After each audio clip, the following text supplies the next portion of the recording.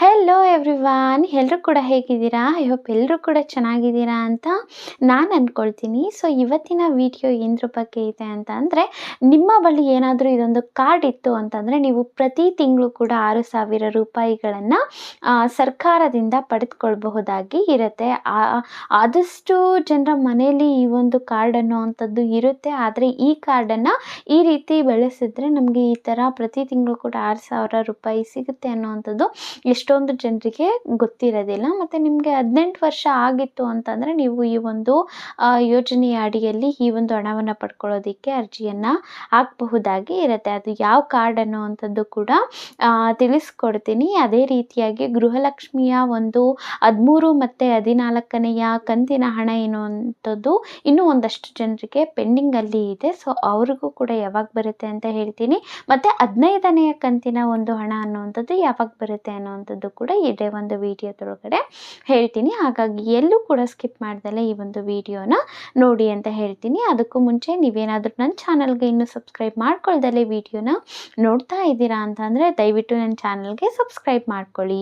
ಇನ್ನು ತಡ ಮಾಡ್ದಲೇ ವಿಡಿಯೋನ ಶುರು ಮಾಡೋಣ ಅಂತ ಅಂದರೆ, ಈ ಒಂದು ಮಾಹಿತಿ ಏನಿದೆ ಅಲ್ವಾ, ಒಂದು ಕಾರ್ಡ್ ಬಗ್ಗೆ ಹೇಳ್ತಾ ಇದ್ದೆ. ಪ್ರತಿ ತಿಂಗಳು ಕೂಡ 6,000 ರೂಪಾಯಿ ಸಿಗುತ್ತೆ ಅಂತ. ಇದು ಕೇವಲ ಮಹಿಳೆಯರಿಗೆ ಸಿಗುವಂಥದ್ದೇನೂ ಅಲ್ಲ, ಗಂಡಸರಿಗೂ ಕೂಡ ಸಿಗುತ್ತೆ, ಹೆಂಗಸರಿಗೂ ಕೂಡ ಸಿಗುತ್ತೆ. ಹಾಗಾದರೆ ಇದು ಯಾವ ಕಾರ್ಡ್ ಅಂತ ಅಂದರೆ, ಈ ಶ್ರಮ ಕಾರ್ಡ್ ಅನ್ನೋವಂಥದ್ದನ್ನು ನೀವು ಕೇಳಿರ್ತೀರ. ಎಷ್ಟೊಂದು ಜನರ ಮನೆಯಲ್ಲೂ ಕೂಡ ಈ ಒಂದು ಕಾರ್ಡ್ ಅನ್ನೋವಂಥದ್ದು ಇರುತ್ತೆ. ಸುಮ್ಮನೆ ಇರೋವಂಥದ್ದಲ್ಲ. ಕೆಲವೊಂದು ಕಾರ್ಡ್ಗಳು ಯಾವ ಥರ ಅಂತ ಅಂದರೆ, ಇವಾಗ ರೇಷನ್ ಕಾರ್ಡ್ ಆಗಿರ್ಬೋದು, ಏನು ಅಂದ್ಕೊಂಡಿರ್ತಾರೆ ಅಂದರೆ ಕೇವಲ ದಿನಸಿಯನ್ನು ಪಡ್ಕೊಳ್ಳೋದಕ್ಕೆ ಬಳಸ್ಕೊಳ್ಳೋ ಅಂಥದ್ದು, ಆ ಥರ ಎಷ್ಟೊಂದು ಜನಕ್ಕೆ ಅಷ್ಟೇ. ಬೇರೆ ಒಂದು ಅದಕ್ಕಿರುವಂತಹ ಬೆನಿಫಿಟ್ಸ್ ಅವು ಇವು ಏನೂ ಕೂಡ ತಿಳ್ಕೊಂಡು ಇರೋದಿಲ್ಲ. ಅದೇ ರೀತಿಯಾಗಿ ಈ ಶ್ರಮ ಕಾರ್ಡ್ ಅನ್ನುವಂಥದ್ದು ಇತ್ತು ಅಂತ ಅಂದರೆ ಪ್ರತಿ ತಿಂಗಳು ಕೂಡ 6,000 ರೂಪಾಯಿಗಳನ್ನು ಪಡೆದುಕೊಳ್ಬಹುದಾಗಿ ಇರುತ್ತೆ. ಅದೇ ರೀತಿಯಾಗಿ ಇಲ್ಲ ಅಂತಂದರೆ ಈ ಒಂದು ಕಾರ್ಡನ್ನು ಹೇಗೆ ಮಾಡಿಸೋವಂಥದ್ದು ಕೂಡ ನಾನು ಇದೇ ಒಂದು ವಿಡಿಯೋದೊಳಗಡೆ ಹೇಳ್ತೀನಿ. ಇನ್ನು ಈ ಶ್ರಮ ಕಾರ್ಡ್ ಇರೋವಂಥವರು ಅಥವಾ ಯಾರು ಅರ್ಜಿ ಸಲ್ಲಿಸ್ಬೋದು ಅಂತಂದರೆ ಕರ್ನಾಟಕದ ಅಥವಾ ಭಾರತದ ನಿವಾಸಿ ಆಗಿರಬೇಕಾಗಿ ಇರುತ್ತೆ. ನೆಕ್ಸ್ಟ್ ಏನು ಅಂತ ಅಂದರೆ, ಅಸಂಘಟಿತ ವಲಯದ ಒಂದು ಕೃಷಿ ಕಾರ್ಮಿಕರಾಗಿರ್ಬೋದು, ಮತ್ತು ಕೂಲಿ ಕಾರ್ಮಿಕರು, ದಿನಗೂಲಿ ಮಾಡುವಂಥವರಾಗಿರ್ಬೋದು, ವ್ಯಾಪಾರಿಗಳಾಗಿರ್ಬೋದು ಅರ್ಜಿಯನ್ನು ಸಲ್ಲಿಸ್ಬೋದು. ಅವರ ಒಂದು ಆದಾಯ ಅನ್ನುವಂಥದ್ದು ವಾರ್ಷಿಕವಾಗಿ 2.5 ಲಕ್ಷಕ್ಕಿಂತ ಕಡಿಮೆ ಇರಬೇಕಾಗಿ ಇರುತ್ತೆ. ಅವರು ಕಡಿಮೆ ಇತ್ತು ಅಂತಂದರೆ ಅರ್ಜಿಯನ್ನು ಸಲ್ಲಿಸಬಹುದು. ಇನ್ನು ಡಾಕ್ಯುಮೆಂಟ್ಸ್ ಕೂಡ ಬೇಕಾಗಿರುತ್ತೆ. ಡಾಕ್ಯುಮೆಂಟ್ಸ್ ಏನೇನು ಅಂತಂದರೆ, ಆಧಾರ್ ಕಾರ್ಡ್ ಬೇಕು, ಪಾಸ್ಬುಕ್ ಬೇಕು, ಮೊಬೈಲ್ ನಂಬರ್ ಬೇಕು, ಅದೇ ರೀತಿಯಾಗಿ ಜಾತಿಯ ಆದಾಯ ಪ್ರಮಾಣ ಪತ್ರ ಬೇಕು, ಮತ್ತು ರೀಸೆಂಟ್ ಆಗಿರುವಂತಹ ಒಂದು ಫೋಟೋ ಕೂಡ ಬೇಕಾಗಿರುತ್ತೆ. ಇದಿಷ್ಟು ಡಾಕ್ಯುಮೆಂಟ್ಸ್ ಏನಾದರೂ ಇತ್ತು ಅಂತ ಅಂದರೆ, ಅದು ಕೂಡ ನೀವೇನಾದರೂ 18 ವರ್ಷಕ್ಕಿಂತ ಹೆಚ್ಚು ವಯಸ್ಸು ಆಗಿದೆ ಅಂತಂದರೆ ಅರ್ಜಿಯನ್ನು ಸಲ್ಲಿಸಬಹುದು. ಮ್ಯಾಕ್ಸಿಮಮ್ ಎಷ್ಟು ವರ್ಷ ಆಗಿರಬಹುದು ಅಂತಂದರೆ 59 ವರ್ಷಗಳು ಆಗಿರಬಹುದು. ಇಷ್ಟರೊಳಗಡೆ ಇರುವಂಥವ್ರು ಏನು ಮಾಡ್ಬೋದು, ಅರ್ಜಿಯನ್ನು ಸಲ್ಲಿಸಬಹುದಾಗಿ ಇರುತ್ತೆ. ಎಲ್ಲಿ ಈ ಒಂದು ಇದಕ್ಕೆ ಅರ್ಜಿಯನ್ನು ಸಲ್ಲಿಸೋದು ಅಂತ ಅಂದರೆ, ಹತ್ರದಲ್ಲೇ ಇರುತ್ತೆ ಅಲ್ವಾ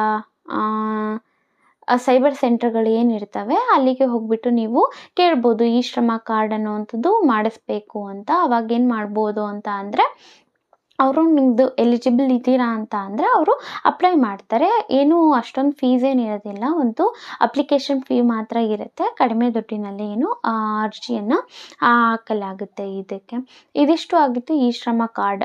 ಮತ್ತು ಏನು ಅಂತಂದರೆ, ಏನಾದರೂ ಗಾಯ ಆಗಿರುತ್ತೆ ಅಲ್ವಾ, ಆ ಒಂದು ಗಾಯ ಆದಂತಹ ಸಂದರ್ಭದಲ್ಲಿ 1 ಲಕ್ಷ ರೂಪಾಯಿ ಕರ್ನಾಟಕ ಸರ್ಕಾರದಿಂದ ಕೂಡ ಸಿಗುವಂಥದ್ದು. ನೆಕ್ಸ್ಟ್ ಏನು ಅಂತ ಅಂದರೆ, ಮರಣ ಏನಾದರೂ ಹೊಂದರು ಅಂತ ಅಂದರೆ 2 ಲಕ್ಷ ರೂಪಾಯಿಗಳು ಸಿಗ್ತವೆ. ಸೊ ಯಾರಿಗೆ ಈ ಒಂದು ಈ ಶ್ರಮ ಕಾರ್ಡ್ ಆಲ್ರೆಡಿ ಇದೆ ಅವರು ಇದನ್ನು ಯುಟಿಲೈಸ್ ಮಾಡ್ಕೊಳ್ಳಿ. ಯಾರು ಎಲಿಜಿಬಲ್ ಇದ್ದೀರಾ ಅವರು ಈ ಒಂದು ಕಾರ್ಡನ್ನು ಮಾಡಿಸ್ಕೊಳ್ಬೋದು. ಅದನ್ನು ಬಿಟ್ಟರೆ 13 ಮತ್ತು 14ನೆಯ ಒಂದು ಗೃಹಲಕ್ಷ್ಮಿ ಕಂತಿನ ಹಣ ಅನ್ನುವಂಥದ್ದು ಯಾರಿಗೆಲ್ಲ ಇನ್ನೂ ಬಂದಿಲ್ಲ ಅವರಿಗೆ ಈ ಒಂದು ತಿಂಗಳಿನ ಕೊನೆಯೊಳಗಡೆನೆ ಏನು ಬರುತ್ತೆ, ಈ ಒಂದು ಹಣ 13 ಮತ್ತು 14ನೆಯ ಕಂತಿನ ಹಣ ಬರುತ್ತೆ ಅಂತ ಮಾಹಿತಿ ಸಿಗ್ತಾ ಇರೋ ಅಂಥದ್ದು. ಅದನ್ನು ಬಿಟ್ಟರೆ 15 15ನೆಯ ಕಂತಿನ ಹಣ ಏನಿದೆ ಅಲ್ವಾ, ಈ ಒಂದು 15ನೆಯ ಕಂತಿನ ಹಣ ಅನ್ನುವಂಥದ್ದು ಮುಂದಿನ ತಿಂಗಳು ಮೊದಲನೆಯ ವಾರದ ಒಳಗಡೆ ಬರುತ್ತೆ ಅಂತ. ಅಂದರೆ ಮುಂದಿನ ತಿಂಗಳು 1ನೇ ತಾರೀಕಿನ ಒಳಗಡೆ ಬರೋದಿಲ್ಲ, ಇಲ್ಲ 1ನೇ ತಾರೀಕಿನ ದಿನ ಬರೋದಿಲ್ಲ, ಅದನ್ನು ಬದಲಾಗಿ 1ನೇ ವಾರ ಏನಿದೆ ಅಲ್ವಾ ಆ ಒಂದು ವಾರದೊಳಗಡೆ ಈ ಒಂದು 15ನೆಯ ಕಂತಿನ ಹಣ ಅನ್ನುವಂಥದ್ದು ಬರುತ್ತೆ ಅನ್ನುವಂತಹ ಮಾಹಿತಿಗಳು ಸಿಗ್ತಾ ಇರೋವಂಥದ್ದು ಖಂಡಿತವಾಗ್ಲೂ ಬರುತ್ತೆ. ಹೀಗಾಗಲಿ ಎಷ್ಟೊಂದು ಜನ ಒಂದಷ್ಟು ಜಿಲ್ಲೆಗೆ ಬಂದಿದೆ, ಇನ್ನೊಂದು ಅಷ್ಟು ಜನ ಏನಂತಾರೆ ಅಂತಂದರೆ ಬಂದಿದೆ ಅಂತ ಎಲ್ಲ ಅಂದ್ಕೊಳ್ತಿದ್ದಾರೆ. ಆ್ಯಕ್ಚುಲಿ ಬಿಡುಗಡೆ ಆಗಿದೆ, ಆದರೆ ಅವರ ಒಂದು ಖಾತೆಗೆ ಬರೋವಂಥದ್ದು ತಡ ಆಗುತ್ತೆ ಅಷ್ಟೇ. ಇದಿಷ್ಟು ಆಗಿತ್ತು ನಿಮಗೆ ಒಂದು ಇ ಶ್ರಮ ಕಾರ್ಡ್ ಬಗ್ಗೆ.